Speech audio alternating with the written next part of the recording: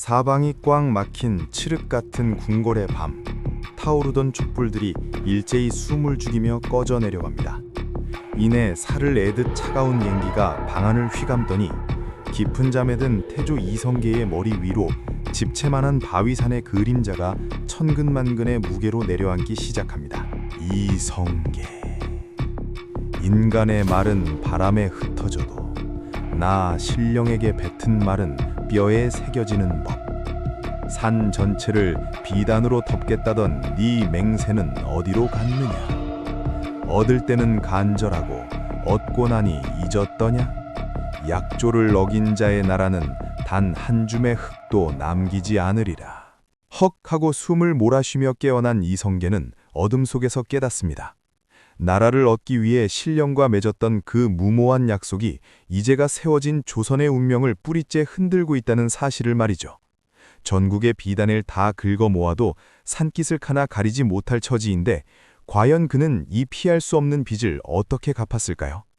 비단 한 장 쓰지 않고 온 산을 풍요로 물들여버린 천재적인 묘수, 약속의 무게를 지혜로 갚아버린 세기의 이름값. 지금 바로 시작합니다. 몰아치는 빗소리와 천둥소리가 깔립니다. 조선의 해가 뜨기 전 고려의 명장 이성계는 남해의 영산, 보광산을 찾았습니다. 인간의 힘만으로는 도저히 넘을 수 없는 왕이라는 자리. 그 야망의 무게가 너무나 무거워 그는 깎아지른 절벽 끝에 무릎을 꿇었습니다.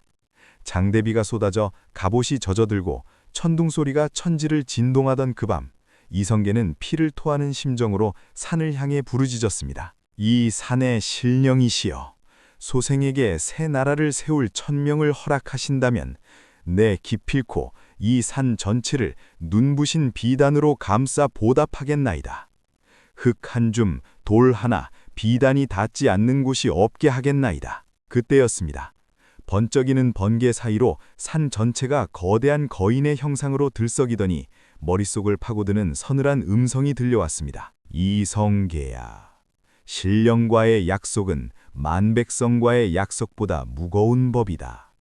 네가 왕이 된다면 진정 이 거대한 산을 비단으로 덮겠느냐? 그렇사옵니다. 목숨을 걸고 지키겠나이다. 좋다. 하지만 잊지 말거라. 약조를 어기는 날 네가 세운 나라는 3대를 넘기지 못하고 핏물에 잠길 것이다. 이성계는 온몸에 소름이 돋았으나 고개를 숙여 맹세했습니다. 당장 눈앞에 천하를 얻기 위해라면 악마와도 손을 잡을 기세였으니까요. 하지만 그는 몰랐습니다. 그 비단 만필이 훗날 자신의 숨통을 죄는 올가미가 될 줄은 말이죠. 세월은 흘러 위화도 회군을 거쳐 마침내 이성계는 조선의 용상에 앉았습니다. 만백성이 새로운 나라의 탄생에 환호하고 만세를 불렀지만 정작 그 나라를 세운 왕의 침전에는 매일 밤 차가운 서리 같은 한숨만이 가득했습니다. 왕관의 무게보다 더 무거운 것은 왕이 되기 전 보광산 바위 위에서 뱉었던 그 비단 약속이었죠. 천하를 얻었으나 나라의 주머니는 이제 막 걸음을 뗀 아기처럼 텅 비어 있었습니다.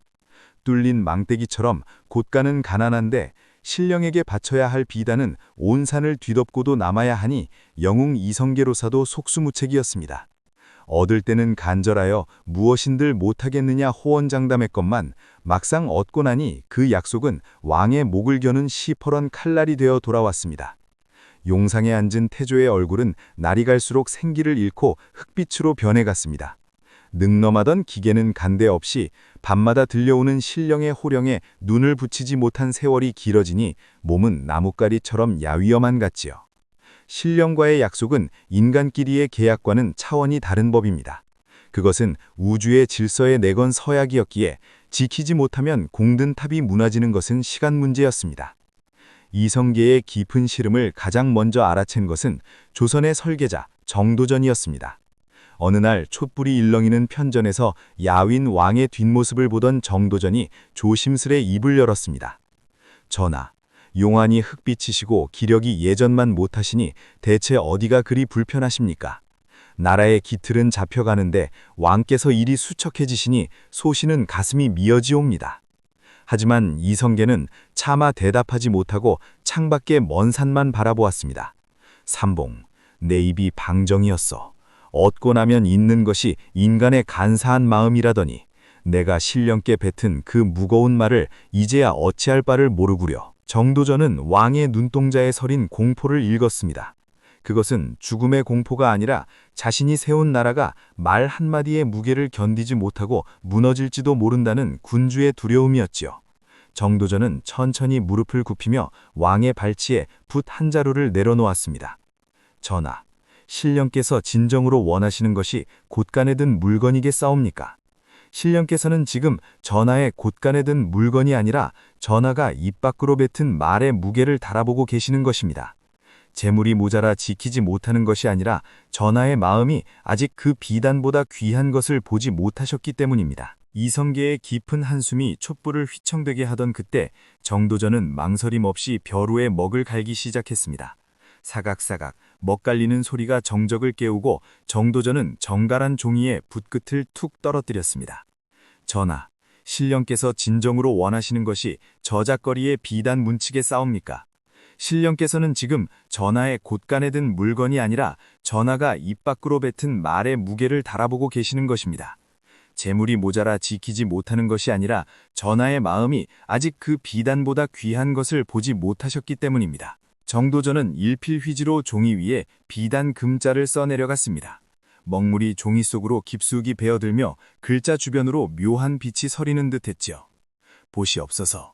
사람들은 이 글자 속에 쇠금자만 보고 눈부신 황금이나 비싼 비단만 생각합니다. 하지만 전하, 오늘부터 이 보광산의 이름을 금산이라 부르십시오. 비단 만피를 짜서 산을 덮은들 세월이 흐르면 비바람에 싸가 문드러질 뿐입니다.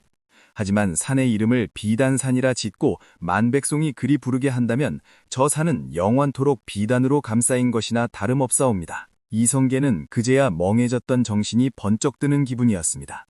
정도전의 목소리는 낮았지만 그 안엔 우주의 결을 뒤바꾸는 서늘한 확신이 서려 있었죠. 약속은 반드시 지켜져야 하기에 우리는 썩어 없어질 비단 쪼가리 대신 더 귀하고 영원한 이름으로 이 산을 감싸 안는 것입니다. 이것은 신령을 속이는 잔꾀가 아니라 이 땅의 흙 한 줌, 돌 하나를 비단처럼 고귀하게 대접하겠다는 군주의 가장 정중하고도 거룩한 대답이옵니다. 전하, 붓끝에서 나오는 이름 하나에 전하의 일념을 담으신다면 그것이 곧 천장, 만장의 비단보다 무거운 법이옵니다. 이성계는 그제야 꽉 막혔던 숨을 후 하고 길게 내뱉었습니다. 처음엔 묘수처럼 들렸지만 가만히 곱씹어보니 그것은 인간의 잔꾀를 넘어 존재의 본질을 바꿔버리는 무서운 통찰이었습니다. 허허, 삼봉, 내가 껍데기만 보고 알맹이를 놓쳐버렸구려. 약속을 지키는 법이 꼭 눈에 보이는 물건이어야 한다는 내 생각이 참으로 짧았소. 이제야 내 발등을 찍던 그 시퍼런 가시가 빠지는 것 같구려. 그는 즉시 보광산의 이름을 금산으로 선포했습니다. 이제 이 산은 영원토록 비단 금자로 덮였으니 나의 약속은 지켜졌나이다. 놀라운 일은 그 다음이었습니다. 이름을 바꾼 지 사흘 만에 지독했던 가뭄을 씻어내는 단비가 조선 전역에 쏟아진 것입니다. 신령은 비단 문치를 받은 것이 아니라 약속을 지키기 위해 산의 본질을 비단으로 끌어올린 군주의 정성과 그 이름표를 기쁘게 받아들인 것입니다. 가진 게 없어도 진심으로 약속을 완수한 다반전이었죠. 그의 눈빛에는 서늘한 확신이 서려 있었습니다.